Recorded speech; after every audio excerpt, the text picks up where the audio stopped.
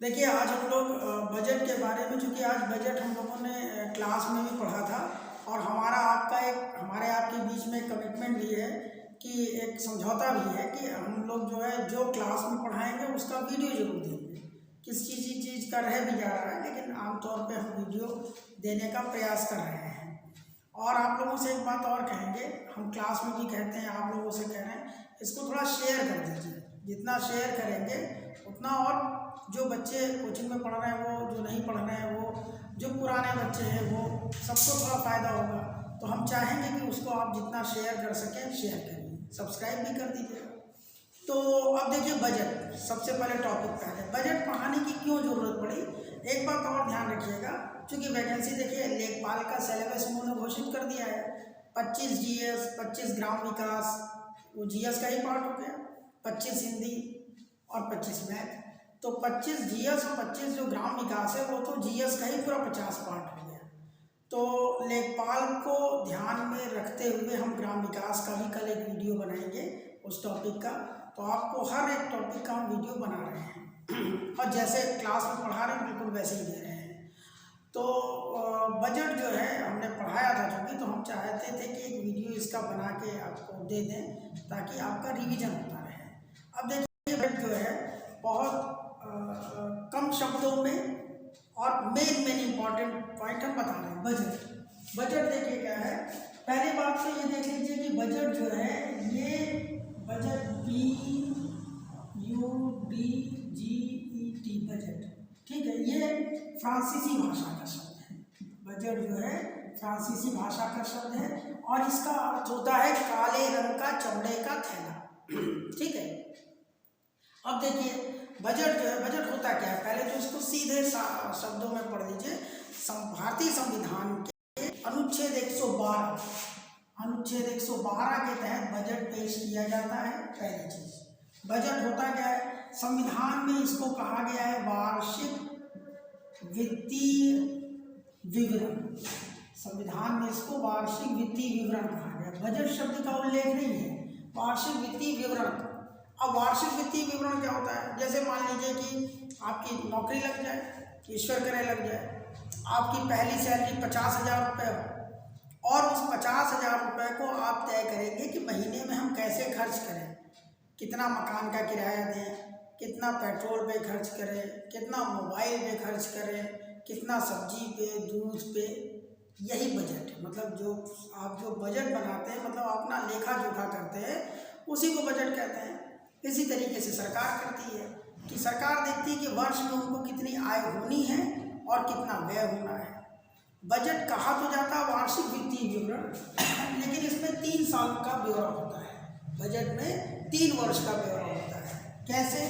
कि पिछले वर्ष का, ध्यान रखिएगा, इसको जब लिखेंगे तो आपको समझ में आ जाएगा। पिछले वर्ष का मतलब जैसे इस साल बजट पेश कर रहे हैं तो पिछले वर्ष का वास्तविक, ठीक है। तो इस साल जैसे 2022 का बजट जब पेश किया जाएगा तो 2021 का वास्तविक चीजें लिखी जाएंगी, वर्तमान का संशोधित, ठीक है, वर्तमान का संशोधित। अब संशोधन क्या करेंगे? संशोधन ये करेंगे कि अगले वर्ष का, आगे के वर्ष का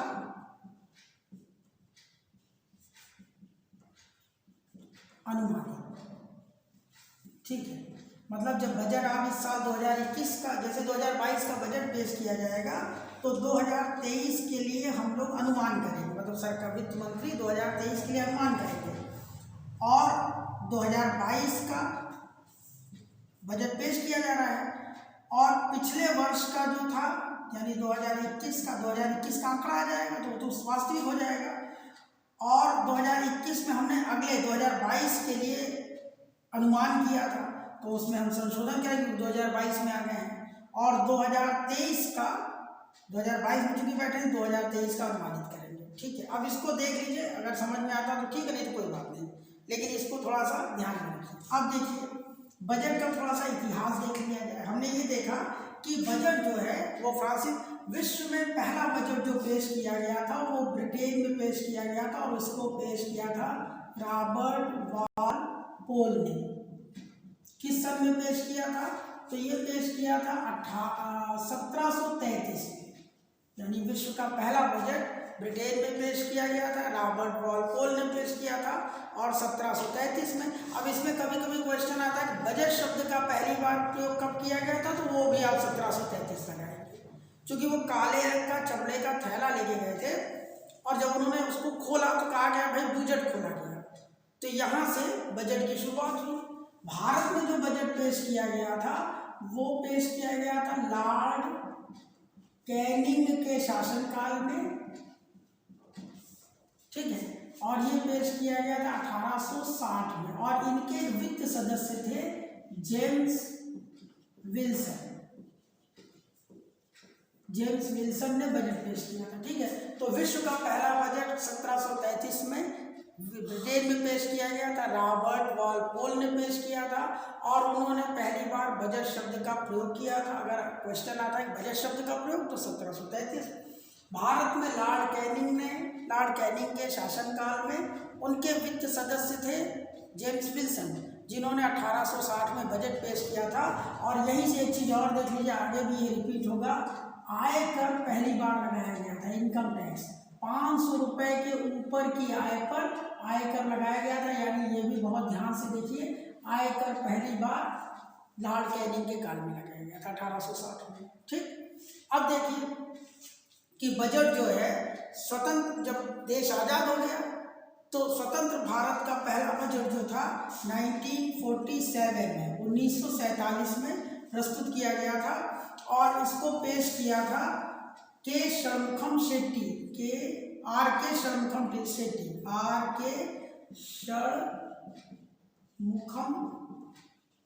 शेट्टी ने प्रस्तुत किया था, ठीक। और आज़ादी तो 15 अगस्त 1947 को मिल गई थी, लेकिन संविधान लागू हुआ 1950 में, यानी गणतंत्र का पहला बजट, गणतंत्र प्राप्त करने के बाद पहला बजट जॉन मथाई ने प्रस्तुत किया था, ठीक है। इसको देखते चलिए, ये इतिहास हो गया। रॉबर्ट वॉलपोल, विश्व का पहला बजट 1733 में, भारत का पहला बजट लॉर्ड कैनिंग के काल में 1860 में, उनके वित्त सदस्य जेम्स विल्सन ने। और यही ध्यान रखिएगा, पहली बार आयकर लगाया गया था 500 रुपये से ऊपर की आय पर।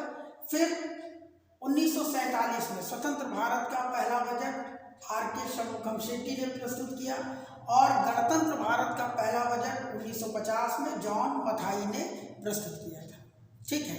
अब इतिहास ही देख रहे हैं तो सीधे इतिहास देखा जाए। देखिए बजट जो होता है वो हर वर्ष, पहले इतिहास ही देख लें, 28 फरवरी को प्रस्तुत किया जाता था, 28 फरवरी को प्रस्तुत किया जाता था। अच्छा, आज़ादी के पहले क्या था, बहुत सालों तक 1999 तक बजट जो होता था वो शाम के 5 बजे प्रस्तुत किया जाता था, 28 फरवरी को शाम के 5 बजे। 1999 में एनडीए की सरकार थी और अटल जी प्रधानमंत्री थे, उनके कार्यकाल में वित्त मंत्री थे यशवंत सिन्हा जी, यशवंत सिन्हा। उन्होंने बजट प्रस्तुत किया था दिन के 11 बजे, यानी कि 1999 से दिन के 11 बजे बजट प्रस्तुत होने लगा और इसको प्रस्तुत किया था अटल जी की सरकार में वित्त मंत्री यशवंत सिन्हा ने दिन के 11 बजे, ठीक है। इसके बाद क्या हुआ कि बजट जो, अच्छा एक चीज़ और देखिए कि बजट जो है इसके बाद क्या होगी, बजट को जो है अभी पिछला 2021 का जो बजट था वो तय किया गया कि अब 1 फरवरी को प्रस्तुत किया जाएगा। तो 1 फरवरी को बजट प्रस्तुत करने की परंपरा 2021 से शुरू हुई है, 2021 से, ठीक। अब आइए, ये आपका हो गया। अब आगे आ जाइए कि बजट में जो है किस तरीके से बजट पेश किया जाता था। तो बजट जो होता था वो 2 होता था, एक होता था रेल बजट और दूसरा होता था आम बजट, ठीक। अब देखिए रेल बजट जो था, ये रेल बजट और आम बजट कब अलग किया गया था, 1924 में ये पेश किया गया एकवर्थ कमेटी की रिपोर्ट के आधार पर। एकवर्थ कमेटी की रिपोर्ट के आधार पर 1924 में रेल बजट और आम बजट अलग कर दिया गया था। क्यों किया गया था, उस समय भारत में चूँकि अंग्रेजी सरकार थी तो अंग्रेजी सरकार को कोई स्वास्थ्य से मतलब नहीं, शिक्षा से मतलब नहीं, लोक निर्माण पीडब्ल्यूडी से मतलब नहीं, सड़कें बने ना बने, तो जब अंग्रेज आए थे तो उनका लक्ष्य तो यहाँ व्यापार करना था, धन कमाना था और उसको लेकर जाना था। तो यहाँ पर जब आए तो उन्होंने धन कमाना शुरू किया। अंग्रेजों का नारा ही था, हमने पढ़ाया आप लोग को, भूभाग नहीं व्यापार, ठीक है। पुर्तगालियों ने नारा दिया था स्वर्ण गौरव और ईश्वर, धन कमाना, जमीन पर कब्जा करके मतलब भूभाग को अपने अधीन करके सम्मान कमाना और ईसाई धर्म का प्रचार करना, ये पुर्तगालियों का नारा था। लेकिन अंग्रेज बाद में आए, उन्होंने कहा नहीं नहीं, हमारा नारा जो है भूभाग नहीं व्यापार, यानी हमको जमीन अमीन से मतलब नहीं, केवल व्यापार करने आए हैं। तो ये यहाँ व्यापार करने आए थे, व्यापार कर रहे थे। हुआ ये कि व्यापार जब करना शुरू किया इनको, तो इनके सामने सबसे बड़ी समस्या ये आई कि व्यापार करें तो करें कैसे, क्योंकि कम्युनिकेशन का साधन था नहीं, बसें वगैरह चलती नहीं थी, सड़कें अच्छी थी नहीं और रेलवे था नहीं। तो लॉर्ड डलहौजी के काल में 1853 में पहली ट्रेन चली थी बम्बई से थाना के बीच में। 1854 में उन्होंने दूसरी ट्रेन चलाई कलकत्ता से रानीगंज के बीच में। फिर ट्रेनों का जाल सा बिछा दिया। उसके पीछे कारण ये था कि अंग्रेज जहाँ पर जब आए तो यहाँ इन्होंने द्वैध शासन व्यवस्था लागू की। हम आपको कई बार बताएं, द्वैध शासन व्यवस्था जो है उसके जनक थे लियोनिस कर्टियस। द्वैध शासन के जनक थे लियोनिस कर्टियस। लियोनिस कर्टियस ये द्वैध शासन के जनक थे। तो यहाँ पर उन्होंने कहा जो शासन जहाँ पर कब्जा करते थे, जो शासन करे, जैसे बंगाल में शुरुआत की, तो बंगाल में उन्होंने कहा कि भाई आप शासन करते रहो, टैक्स हम लेंगे, धन हम लेंगे, शासन आप करिए। और इस तरीके से बेवकूफ़ बनाना शुरू किया। धन लेते थे और उसी धन को हमको देते थे, मतलब हमारे व्यापारियों को दें, हमारे लोगों को दें और सारा सामान खरीद लेते थे। और उसको वो जो सामान होता था, जैसे कपास हो गया, चाय हो गई बागान से, ये सब खरीद करके भेज देते थे, खासतौर से कपास। और वहाँ जब चूँकि ब्रिटेन में औद्योगिक क्रांति हो चुकी थी, तो वहाँ पर इनको फैक्ट्रियों में बनाया जाता था और बनाने के बाद वो जो कपड़े होते थे उसको बंदरगाहों के माध्यम से फिर भारत में भेजते थे। लेकिन समस्या ये थी कि भारत में भेज तो दिए, गांव-गांव तक कैसे पहुँचे? तो गांव-गांव तक पहुँचने के लिए रेल आ गई। अब रेल जब आ गया तो रेल का बहुत विस्तार किया, लेकिन समस्या ये थी कि चूँकि रेलवे में जो धन लग रहा था वो प्राइवेट धन लग रहा था। तो उसमें ये हुआ कि इन्होंने रेलवे लाइन के विस्तार करने के लिए उनका रेल बजट बहुत ज़्यादा होता था और आम बजट कम होता था। तो वो रेल बजट और आम बजट अलग कर दिया गया 1924 में एक वर्थ कमेटी की रिपोर्ट के आधार पर। ये जो है रेल बजट और आम बजट को वर्ष 2017 में फिर से मिला दिया गया है और ये मिलाया गया विवेक देवराय कमेटी की रिपोर्ट के आधार पर। नोट कर लीजिए, इंपॉर्टेंट है। विवेक देवराय कमेटी की रिपोर्ट के आधार पर रेल बजट और आम बजट को आपस में मिला दिया गया है वर्ष 2017 में। और इस समय वित्त मंत्री थे कौन? पीयूष गोयल। पीयूष गोयल वित्त मंत्री थे, जिनके कार्यकाल में जिन्होंने वित्त मंत्री के रूप में रेल बजट और आम बजट को आपस में मिलाकर पेश किया था। ठीक है, तो अब देखिए इसमें बहुत इंपॉर्टेंट पॉइंट हैं, सब इंपॉर्टेंट पॉइंट हमने डाल दिए हैं कि रेल बजट आम बजट की अलग किया गया था 1924 में एक वर्थ कमेटी की रिपोर्ट के आधार पर, इसलिए क्योंकि उनका रेल बजट बहुत ज़्यादा होता था, आम बजट कम होता था। अब जब अपनी सरकारें हैं देश में, सरकार स्वतंत्रता के बाद, तो धीरे धीरे जो है रेल बजट को कम करते चली गई और स्वतंत्रता के बाद धीरे धीरे आम बजट बहुत बढ़ता चला गया, रेल बजट उसका एक हिस्सा हो गया। इसके बाद ये आवश्यकता समझी गई और विवेक देवराय ने रिपोर्ट करी कि नहीं भाई, रेल बजट तो बहुत छोटा सा अंश है और रेल बजट आमतौर पर आम बजट से 3-4 दिन पहले पेश किया जाता था। तो ये हुआ कि नहीं, अब रेल बजट को आम बजट में मिला दिया जाए और इस तरीके से रेल बजट को आम बजट में 2017 में मिला दिया गया विवेक देवराय कमेटी की रिपोर्ट के आधार पर। और वर्तमान में रेल बजट आम बजट एक साथ पेश किया जाता है और उसे अलग अलग नहीं पेश किया जाता है। ठीक है, अब देखिए कि अब बजट पहले 28 फरवरी को पेश किया जाता था। 1999 से इसको दिन के 11 बजे प्रस्तुत किया जाने लगा। अभी 2021 का जो बजट पेश किया गया है वो 1 फरवरी से पेश किया जाने लगा। एक और इम्पोर्टेंट चीज़ आ गई, पहली फरवरी से पेश किया जाने लगा। बजट जो होता है वो हर साल पहली फरवरी को दिन के 11 बजे प्रस्तुत किया जाता है, लेकिन बजट के प्रावधान जो होते हैं वो लागू कब होते हैं? वो लागू होते हैं, अब इसको इतनी चीज़ें अगर आपने देख ली हो तो इसको मिटा सकते हैं या अपना स्क्रीनशॉट वगैरह लेना चाहें तो ले लीजिए। तो इस तरीके से देखिए कि अब बजट का ये तो हो गया। अब वित्तीय वर्ष देख लीजिए, अभी वित्तीय वर्ष लिख दे रहे हैं यहीं पे। वित्तीय वर्ष जो होता है वो 1 अप्रैल से शुरू होता है और ये चलता है 1 अप्रैल से 31 मार्च तक, ठीक है। तो 1 अप्रैल से 31 मार्च तक वित्तीय वर्ष होता है, यानी कि जो बजट पेश किया गया है 1 फरवरी को वो लागू कब से होगा? 1 अप्रैल से लेकर 31 मार्च के लिए, ठीक है।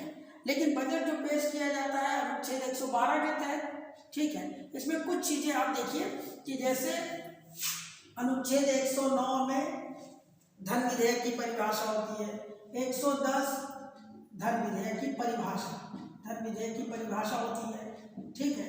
110 इसके तहत धन विधेयक प्रस्तुत किया जाता है।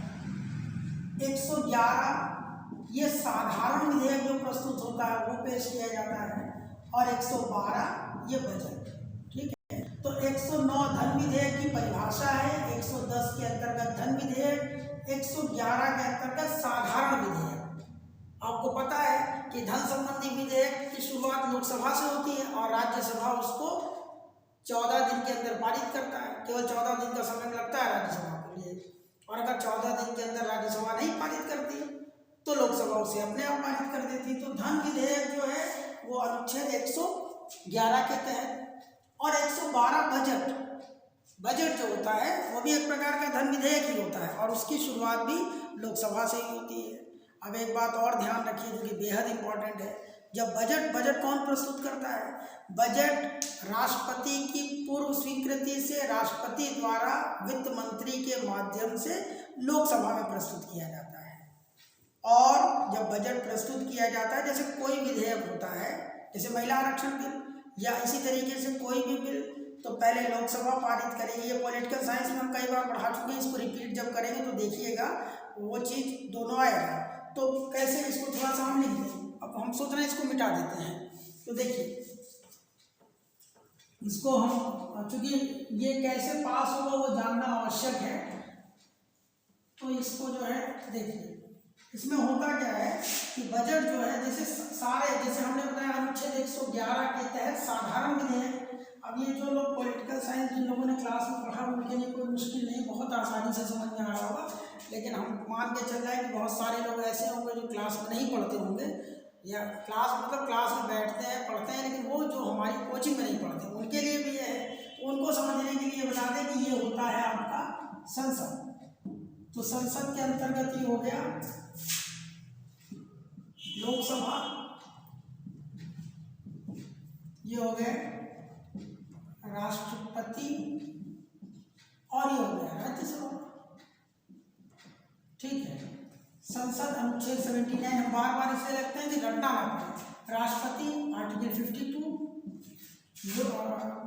राज्यसभा आर्टिकल 80 और ये 81, ठीक है। तो अगर साधारण विधेयक होगा, साधारण विधेयक अनुच्छेद 111 के तहत, तो उसकी शुरुआत चाहे लोकसभा से करेंगे चाहे राज्यसभा से करेंगे, अंत में राष्ट्रपति के पास आएंगे, ठीक है। तो वो अनुच्छेद 111 के तहत जाएगा साधारण विधेयक। और अगर धन संबंधी विधेयक है तो वो अनुच्छेद 110 के तहत, उसकी शुरुआत लोकसभा से होगी। इसी तरीके से बजट अनुच्छेद 112 के तहत लोकसभा से शुरू हुआ, लोकसभा पास किया, फिर राज्यसभा पास किया, फिर राष्ट्रपति साइन कर दे और लागू हो गया।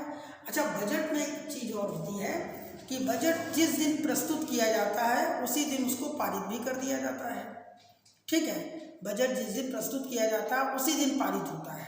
एक बात ध्यान रखिएगा, बजट में 2 प्रकार के कर होते हैं, इसको देख लीजिए। कर में हमने आपको पढ़ाया इकोनॉमिक्स में और फिर से पढ़ा देंगे। कर 2 प्रकार के होते हैं, प्रत्यक्ष कर और अप्रत्यक्ष कर, ठीक है ना। प्रत्यक्ष कर अप्रत्यक्ष कर क्या होता है कि प्रत्यक्ष कर में हमने आपको बताया था ना कि कर 2 प्रकार के हैं, जैसे कि प्रत्यक्ष कर, प्रत्यक्ष कर। प्रत्यक्ष कर में क्या होता है कि जैसे कि इसमें 2 शब्द होता है, एक करापात और कराधान, है ना, ये इसको कहते हैं इंसिडेंस ऑफ टैक्स, और ये होता है इम्पैक्ट ऑफ टैक्स,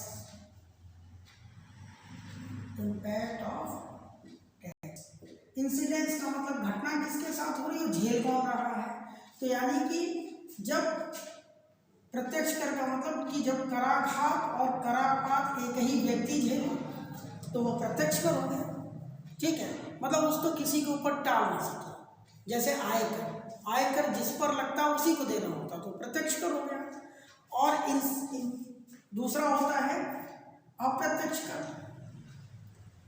अप्रत्यक्ष कर क्या होता है कि अलग अलग बिंदुओं पर लगता है। अप्रत्यक्ष कर मतलब कि मान लीजिए करापात किसी के ऊपर हुआ, यानी इंसिडेंस ऑफ टैक्स किसी पे हुआ और उसने टाल दिया इनके ऊपर, यानी झेल कोई और रहा।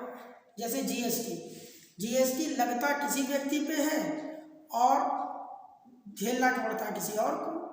जैसे आप जीएसटी मान लीजिए होटल में गए खाना खाने के लिए, तो उसमें क्या होता है कि जीएसटी जोड़ा है तो वो लगा तो होटल का कारोबार करने के वाले के ऊपर और उसने ले लिया आपसे, तो इसका मतलब लगा उसके ऊपर, उसने आपकी तरफ उसका डायरेक्शन आपकी तरफ कर दिया, यानी अप्रत्यक्ष रूप से आपके ऊपर लग रहा है, तो वो अप्रत्यक्ष कर, ठीक है। तो अप्रत्यक्ष कर जैसे पेट्रोल और डीजल पर, वैसे जीएसटी के दायरे में नहीं होता पेट्रोल और डीजल, लेकिन आप समझिए कि पेट्रोल और डीजल जैसे आप ले रहे हैं, तो अगर जीएसटी जैसे कोई भी कर लग रहा है तो लगा तो पेट्रोल और डीजल के ऊपर और वसूल आपसे लिया, तो दो प्रकार के कर हो गए, प्रत्यक्ष कर अप्रत्यक्ष कर। अब इसमें एक बात ध्यान रखिए कि जब बजट पेश किया जाता है अनुच्छेद 112 के तहत, तो प्रत्यक्ष कर जो होता है वो तो आगे चलकर लगता है। कब लगेगा? प्रत्यक्ष कर जैसे इनकम टैक्स, तो वो लगेगा आगे फरवरी में पेश किया जाएगा, तो अगला 1 अप्रैल से 31 मार्च के बीच में जो आप इनकम करेंगे उस पर लगेगा। तो प्रत्यक्ष कर तो आगे चल कर लगता है, लेकिन अप्रत्यक्ष कर जो होता है वो तुरंत लागू हो जाता है। उन्होंने उधर घोषणा की कि भाई आपका क्या कहते हैं कि कोई भी चीज़ हो, खाद्यान्न वस्तुओं पर जीएसटी में इतने प्रतिशत की वृद्धि, उधर उन्होंने घोषणा की, इधर वृद्धि हो गई, ठीक है। तो अप्रत्यक्ष कर जो होता है बजट जब पेश करते हैं, तो जैसे ही बजट पेश किया गया उन्होंने कहा अप्रत्यक्ष कर तत्काल लागू हो जाता है और प्रत्यक्ष कर आगे चलकर लागू होता है, आगे जो आप इनकम करेंगे उस पर लागू होगा। तो ये अंतर होता है बजट में प्रत्यक्ष कर और अप्रत्यक्ष कर में, ठीक है। ये कर प्रणाली जब हमने पढ़ाया था तो बताया था, फिर से इसको हम रिपीट कर देंगे। अभी हम जो चीज़ देख रहे हैं बजट में, तो बजट में ध्यान रखिएगा कि प्रत्यक्ष कर और अप्रत्यक्ष कर जो होता है उसमें ये होता है कि अप्रत्यक्ष कर तत्काल लागू होता है और प्रत्यक्ष कर आगे चलकर लागू होता है। अब आइए एक बात ध्यान रखिए कि बजट की पूरी प्रक्रिया 75 दिनों की होती है और बजट ही एक ऐसा प्रावधान है। जैसे और साधारण विधेयक क्या होता है कि पहले लोकसभा पास करे, फिर राज्यसभा पास करे, फिर राष्ट्रपति साइन करे, तब उस पर कानून बनेगा, और वो क्या होता है कि वो तत्काल उसको लागू नहीं किया जाता, उस पर बहस होती है, उसके बाद उसको पारित किया जाता है। यहाँ पर बजट में क्या होता है कि जिस दिन पेश किया जाता है उसी दिन उसको पारित कर दिया जाता है। सुबह 11 बजे पेश किया गया, शाम के 5-6 बजे तक पारित हो गया और लागू हो गया, जो प्रावधान लागू होने वाले होते हैं। और फिर उसके बाद बहस होती रहती है उस पर, फिर उसमें बहस होती है क्या कम करना चाहिए, नहीं कम करना चाहिए, वो सारी चीज़ें अभी आगे देखेंगे। तो इस तरीके से बजट को पेश किया जाता है। बजट के बारे में जितने इम्पोर्टेंट पॉइंट थे जो आपके ग्रुप सी के एग्जामिनेशन हैं, लेखपाल के हैं, हाई कोर्ट के हैं, कांस्टेबल के हैं, इसके लिए ये बेहद इम्पॉर्टेंट है। और सारे इम्पॉर्टेंट पॉइंट इतने छोटे से लेक्चर में हमने कोशिश की है उसको कवर करने के लिए। हम उम्मीद करते हैं कि आप इन चीज़ों को खूब ध्यान से पढ़ेंगे। एक बात और चाहते हैं, अपने सुझाव भी आप दीजिए, और जितना सुझाव देंगे उतना हमको कोशिश, हम आपको केवल इसलिए कर रहे हैं आपका बहुत सीमित समय में अच्छी तैयारी हो जाए। इसके बाद अगला जो हम लेक्चर बना रहे हैं, लेखपाल के लिए कुछ विशेष पॉइंट उन्होंने सिलेबस में दिए हैं, तो उस पर एक वीडियो बनाते चलेंगे। आज चूँकि हमने बजट पढ़ाया था तो बजट पे हमने दे दिया है। अगला आपका जो है लेखपाल पे कल ही हम एक वीडियो बना के देंगे। इसको प्लीज़ शेयर करिए आप लोग, है ना।